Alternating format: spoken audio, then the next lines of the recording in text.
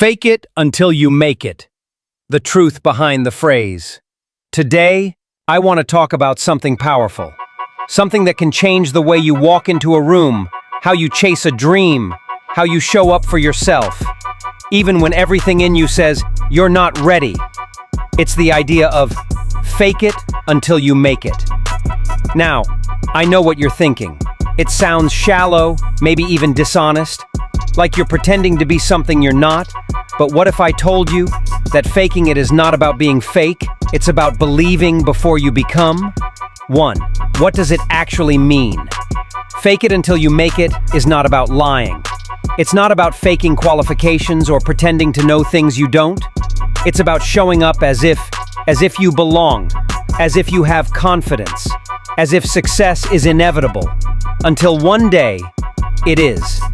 It's psychological.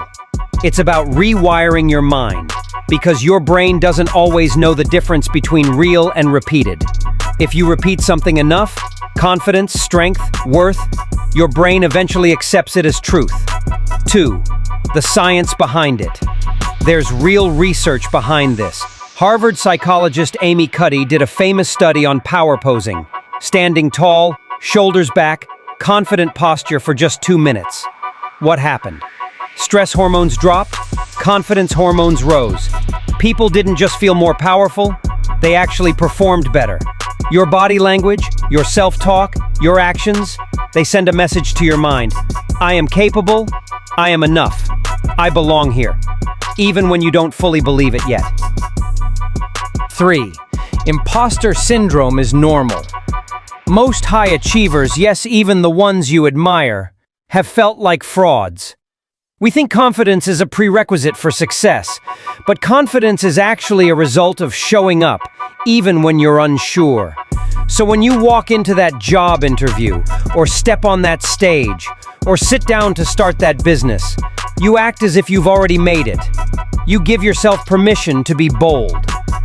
4. Examples you know. Let me tell you something. Oprah Winfrey didn't start confident. Viola Davis didn't start sure of her worth. Most entrepreneurs, they didn't wait to be ready. They acted ready. They didn't fake results. They faked belief until belief became real. 5. But what about authenticity? Some people say, but I want to be authentic. Here's the thing.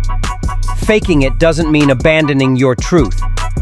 It means stepping into the strongest version of your truth, even when you don't feel like it yet. You're not pretending to be someone else. You're practicing who you are becoming. Big difference. 6. It's a bridge, not a mask. Think of fake it till you make it as a bridge between who you are now and who you are becoming. You walk that bridge every time you speak up in the meeting, take a risk, show confidence in your idea, keep going after rejection. You're rehearsing greatness. You're building muscle, emotional, mental, and spiritual. 7. The world reflects what you project. Here's the truth. People don't follow titles. They follow energy.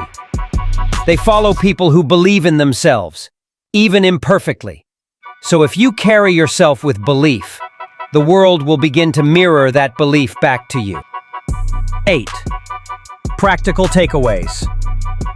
Let me leave you with a few practical ways to fake it until you make it. With integrity.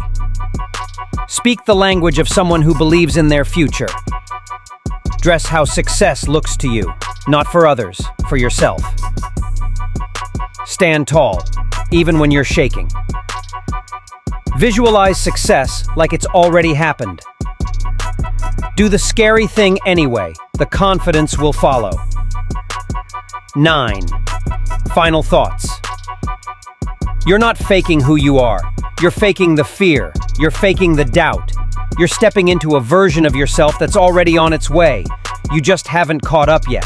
So next time you feel unworthy or not ready, remember this.